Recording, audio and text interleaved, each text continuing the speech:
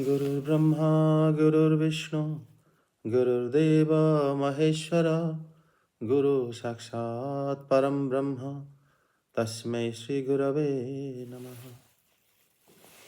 श्रीमद् भगवद गीता तृतीय अध्याय श्लोक संख्या 42। अनुवाद देवजानी माताजी देखंतु। इंद्रियाणि पराण्याहुरिन्द्रियेभ्यो परं मनः मनसस्तु परा बुद्धि बुद्धिर्ये परा तस्तु साहा। अनुवाद। हरिओम प्रभुजी प्रणाम। हरिओम। कर्मेन्द्रिय गुड़िक निर्जीव भौतिक पदार्थ ठारू उन्नततर, मन इंद्रिय मानक ठारू अधिक उन्नत अटे। उन्नत एवं से अर्थात आत्मा बुद्धि अपेक्षा अधिक उन्नत अटे। प्रभुजी भावार्थ पढ़िबी कि? हाँ बुझाନ୍ତୁ। इंद्रिय गुड़िक कामर कर्म निमित्त माध्यम अटंती। शरीर मध्यरे काम रही अछि, किंतु एहा इंद्रिय मानक माध्यमरे प्रकाशित हुए। तेणु इंद्रिय गुड़िक शरीर अपेक्षा अधिक उन्नत। जेतेबेले उन्नत चेतना बा कृष्ण चेतना थाए सेतेबेले ए माध्यम गुड़िक व्यवहृत हुए नहीं। कृष्ण चेतनारे आत्मा परम पुरुष भगवान का सह प्रत्यक्ष संयोग स्थापन करे। तेणु एठारे वर्णित शारीरिक क्रिया परिणाम मतः परमात्मा ठारे शेष हुए। शारीरिक क्रिया कहिले इंद्रिय मानक क्रिया को बुझाए एवं इंद्रिय निरोध कहिले शारीरिक क्रिया को बंद करने कथा बुझाए। जेहेतु मन सर्वदा सक्रिय, तेणु शरीर निष्क्रिय हेले सुधा बा शरीर विश्राम करुथिले सुधा मन काम करुथाए। जेपरी शयनावस्थारे स्वप्नरे भी मन काम करे, किंतु मन उपरे बुद्धिर स्थिरता कथा अछि एवं बुद्धि उपरे स्वयं आत्मा अछि। तेणु जदि आत्मा प्रत्यक्ष भावरे परमात्मा का सह संयुक्त हुए ताहेले अन्य समस्त अध्यस्तन कर्मचारी अर्थात बुद्धि मन ओ इंद्रिय गुड़िक ए समस्ते स्वतः नियुक्त होइजिवे। कठोपनिषद कहुई इंद्रिय भोग्य विषय वस्तु इंद्रिय मानक अपेक्षा उन्नततर अटे। तेणु जदि मन प्रत्यक्ष भाव में भगवान का सेवारे बराबर नियुक्त हो जाए ताहेले इंद्रिय गुड़िक अन्य कर्म नियुक्त होबारे आउ अवकाश रहे नहीं। एही मानसिक क्रिया कथा आगुर कहा जायछि। परम दृष्णा निवर्तते। जदि मन भगवान का दिव्य सेवारे नियुक्त हो जाए ताहेले निचतर कर्म नियुक्त हेबार अवकाश आउ रहिबो नहीं। कठोपनिषद आत्मा को महान बोली कहा जायछि। तेणु आत्मा समस्तंग उपरे अर्थात एहा इंद्रिय भोग्य विषय वस्तु इंद्रिय मन और बुद्धि ए समस्तंग उपरे। तेणु आत्मार स्वरूप स्थिति को भल भाव बुझीगले समस्त समस्यार समाधान हो जाए। बुद्धि साहाय्य व्यक्ति आत्मार स्वरूप स्थिति कथा बुझिबा उचित एवं तत्पर मन को सर्वदा कृष्ण चेतना रे नियुक्त रखिबा उचित। ताहेले समस्त समस्यार समाधान हो जिवो। एक नूतन ब्रह्मचारी को साधारण इंद्रिय भोग्य विषय वस्तु ठारू दूरेई नेबाकू उपदेश दिया जाए। बुद्धि साहाय्य मन को बलिष्ठ करबा उचित। यदि बुद्धि साहाय्य परम पुरुष भगवान कर पाद पद्म रे संपूर्ण रूप रे आत्मसमर्पण करी मन को कृष्ण चेतना रे नियुक्त करा जाए ताहले मन स्वतः बलिष्ठ हो जाए। जदिओ इंद्रिय गुड़िक सर्प मानक परी खूब बलिष्ठ होइथांते, तथापि विषदंत भंगा जाइथिबा सर्प मानक भली सेगुड़िक आउ कौनसी क्षति करि पारिबे नाही। जदिओ आत्मा बुद्धि मन और इंद्रिय मानकर मध्य प्रभु अटे, जदि एहा कृष्णଙ୍କ सह संयोग स्थापन करी कृष्ण चेतना रे बलिष्ठ न हुए ताहाले विचलित मन जोगु एहार अधपतन हेबार बहुत संभावना अछि। बहुत सुंदर। प्रभु जी प्रणाम। धन्यवाद माता जी। बहुत सुंदर भाव रे आपण आउ किछि या पर कहया पे चाहछन जदी कहंतु। ना प्रभुजी सेतिकी माने इंद्रिय मानक ऊपर हमर सेतिकी कंट्रोल रहबा उचित। आ सब बेले आमे एटारो शिक्षा करिया उचित जे इंद्रिय मानक ऊपर बुद्धि बुद्धि दिन मानक ऊपर मन मन ऊपर बुद्धि बुद्धि ऊपर आत्मा आत्मा ही हम जदी आत्मा को आमे परमात्मा को सहित आमे सब बेले संयोग करिक रखिबा ताहले जो भावनाटा आसीबो जो कृष्ण चेतना रे हम मनटा हमर आत्माटा जेते बेले माने कृष्ण चेतना रे परिपूर्ण हबो सेते बेले आमे जो काम भी करिबा से काम सब भल ही हबो। आ सब बेले से परम का संगे संयुक्त होइकी रहिले सब उचित विवेक युक्त काम ही होई परिबो। धन्यवाद माता जी, धन्यवाद। बहुत सुंदर भाव। हरे कृष्ण। माताजी बड़ सुंदर भाव को बुझाइले देवजानी माताजी। जय श्री जगन्नाथ प्रभु जी, जय जगन्नाथ। जय जगन्नाथ। आउ से जो अवशिष्ट कथा को व्याख्या करवा जो माताजी जी कहला पर जो छाड़ी गला आप देखु ये आमर ए श्लोक भगवान कहते इंद्रियाणी पराण्य होरी इंद्रियभ्य परं मन।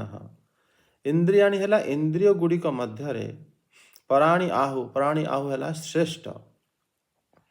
इंद्रियभ्य इंद्रिय अपेक्षा पुणी मन परम मन ताठार श्रेष्ठ। जमी माताजी बुझाते ये प्रथमे मन एवं बुद्धि को जीतवा चेष्टा करने श्री भगवान ए जगार कहते कारण मार एभली जो इंद्रिय माने आमर जो जदि आमे माने एमिति भी वीर अच्छा 10 दिग को जीति जीवे किंतु निज इंद्रिय को जीति पारे ना। तार कहिबार अर्थ बड़ गुढ़। श्री प्रहलाद महाराज मध्य जिते बड़े हिरण्यकश्यप को कही कथा माने शत्रु वास्तव में बाहर अपेक्षा में भीतर शत्रु बेसी बास करता। आम इंद्रिय माने हेले आमर निजर शत्रु भली व्यवहार करती। जेतेबेले इंद्रिय माने काबू न हुंती ता द्वारा मनुष्य जघन्य पाप मध्य कर दिए। तेणु से जगार माना जाए कि मनुष्य वास्तव में से निजे तो कौन भक्ता नुहे, से निजे तो निर्लिप्त, से निजे तो ब्रह्मंकर अंश, सी भली कार्य करिला कहीं ना से वास्तव में इंद्रिय दासता स्वीकार कर जाइथिला। इंद्रिय माने जहाँ चाहिए से सी एकमत हैला परे एभली कार्य से कर देइथिला। सेदिपाई इंद्रिय माने बड़ प्रबल एवं श्रेष्ठ। इंद्रिय माने मध्य आमको जमिते माताजी शुणाइले स्वप्न अवस्था मध्य से माने आमकर क्रियाशील होइथान्ते किंतु माने इंद्रिय माने स्वप्न अवस्था अवश्य माने शयन करते किंतु मन से मानकर राजा होइथिबारु स्वप्न अवस्था मध्य से पुणी इंद्रिय को सृष्टि करे। जमिते आपण देखिबे स्वप्न अवस्था मध्य आपण कौन जगह को गति करती। स्वप्न अवस्था मध्य आमे क्या देखती आमर दृष्टि शक्ति सेतबेले माने से जगार पुणी थाए एवं आमे माने मध्य स्वप्न अवस्था किसी खाती एवं किसी शुणती कौन सी जगह को बुलती ये सब इत्यादि मन आमर सृष्टि करि थाए। तेणु मन ठारू बुद्धि श्रेष्ठ ही थाए एवं बुद्धि ठारू आत्मा श्रेष्ठ। इठी माने श्री भगवान ए जो श्लोक आमको कहते बुद्धि और मन एवं इंद्रिय ये तीनोटी वास्तव में भौतिक एमानकर निजस्व शक्ति न थाए। से माने आत्मशक्ति रे शक्तिमान होई सब कार्य करती। कारण जेतेबेले व्यक्ति मृत हो जाए पुरंजन उपाख्यान आप माने देखिबे सेथिरे भागवतम चतुर्थ स्कंदर अंतिम पर्याय से अच्छी सेथिरे आपण देखिबे कि इंद्रिय गुड़िक जो प्राण जो कालासर्प जी की शरीर को माने सुरक्षा करके रखिया पई चेष्टा करे प्राण पंच प्राण एमाने समस्ते सेबे बाहरती शरीर जेतेबेले जीवात्मा बाहरी जाए। तार अर्थ है एमानंकु समस्त को इंधन जीवात्मा ही जोगाई थाए। तार बल बलियान हुई से जीवात्मा को ही बांधी दियंती। कर्म फल एवं पुण्य हो बा पाप हो दुटी जगार से बांधी एभली कार्य करिथांती। सेदिपाई जीवात्मा ही वास्तव में एमानंकु जीतिबा उचित एवं ये जीतिबा पाई मध्य से तांकरी सहायता नहीं कि तांको जीतिबा को पड़िबो आउ बाहर सहायता आपण आमे माने आनी परिवा नाही। अर्थात आपण माने एबे श्रवण करुछंती भगवत गीता एवं आपण माने श्रवण करी यही मनरे दृढ़ निश्चित करी पुणी आपे आमे समस्ते आमर कार्यर शैली को बदलाई पुणी आमे इंद्रिय को जीति पारिबा। जदि आमे शुणते नाही साधु संग करते नाही ताहाले आमे माने मध्य इंद्रिय को जीति पारिबा नाही।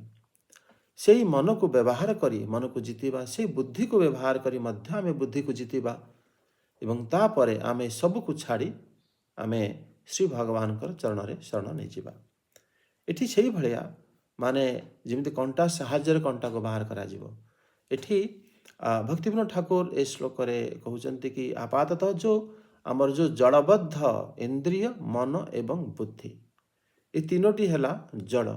ଏମାନଙ୍କର ନିଜସ୍ୱ ଶକ୍ତି ନଥାଏ।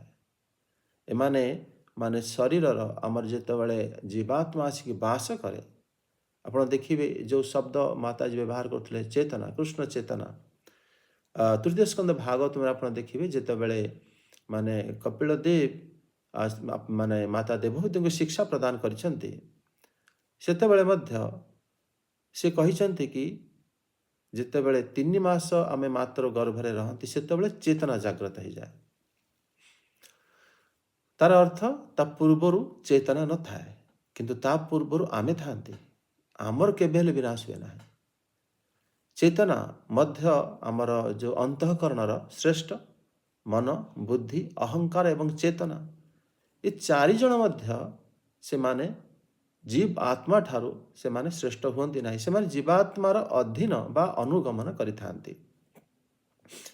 ଏଠି ଭକ୍ତିବିନୋଦ ଠାକୁର କହୁଛନ୍ତି କି ଏମାନେ ଯେଉଁ ଇନ୍ଦ୍ରିୟ ମନ ଏବଂ ବୁଦ୍ଧି, ଏମାନେ ମାନେ ଆତ୍ମାକୁ ବୁଝିବା ପାଇଁ ସେମାନେ ଯଦି ଚେଷ୍ଟା ନ କରନ୍ତି ସେମାନେ ଭ୍ରମରେ ମଧ୍ୟ ରହନ୍ତି। ଇନ୍ଦ୍ରିୟ ଗୁଡ଼ିକ ମନ ଯେତେବେଳେ ଆମର ଆସି ତାର ବିଷୟକୁ ଭୋଗ କରିବା ପାଇଁ ଇଚ୍ଛା ପ୍ରକାଶ କରିଥାଏ, ସେତେବେଳେ ଜୀବ ଠାରୁ ହିଁ ସେ ଶକ୍ତି ନେଇଥାଏ ଏବଂ ସେଥିପାଇଁ ସେ ବୁଦ୍ଧି ମଧ୍ୟ ନିଶ୍ଚୟାତ୍ମକ କରିଥାଏ ଏବଂ ପୁରା ଶରୀର କାର୍ଯ୍ୟଶୀଳ ହେଇଥାଏ ଏବଂ ଜୀବ ଆତ୍ମା ତାକୁ ଅନୁମୋଦନ ଦେଇଥାଏ। ତାପରେ ସେ କାର୍ଯ୍ୟ ଯାଇକି ଏ ଜଗତରେ ହେଇଥାଏ। କିନ୍ତୁ ଆମ୍ଭେମାନେ କାର୍ଯ୍ୟଟା ତ ଦେଖାପଡ଼େ, ଶରୀର ତ ଦେଖାପଡ଼େ, କିନ୍ତୁ ଶରୀର ଭିତରେ ଥିବା ଇନ୍ଦ୍ରିୟ ଗୁଡ଼ିକ ଆମେ ଦେଖିପାରନ୍ତି ନାହିଁ। ଇନ୍ଦ୍ରିୟ ଶରୀର ଠାରୁ ସୂକ୍ଷ୍ମ, ଅର୍ଥାତ୍ କାନ ଭିତରେ ଆପଣ ଦେଖିବେ ସେ ଗୋଟିଏ ମାତ୍ର ଛିଦ୍ର, ତା ଭିତରେ ଏମିତି କ'ଣ ଅଛି ଆମକୁ ଶୁଣାଯାଏ, ଅର୍ଥାତ୍ ତା ଭିତରେ ଶ୍ରବଣ ଇନ୍ଦ୍ରିୟ ବାସ କରିଥାଏ।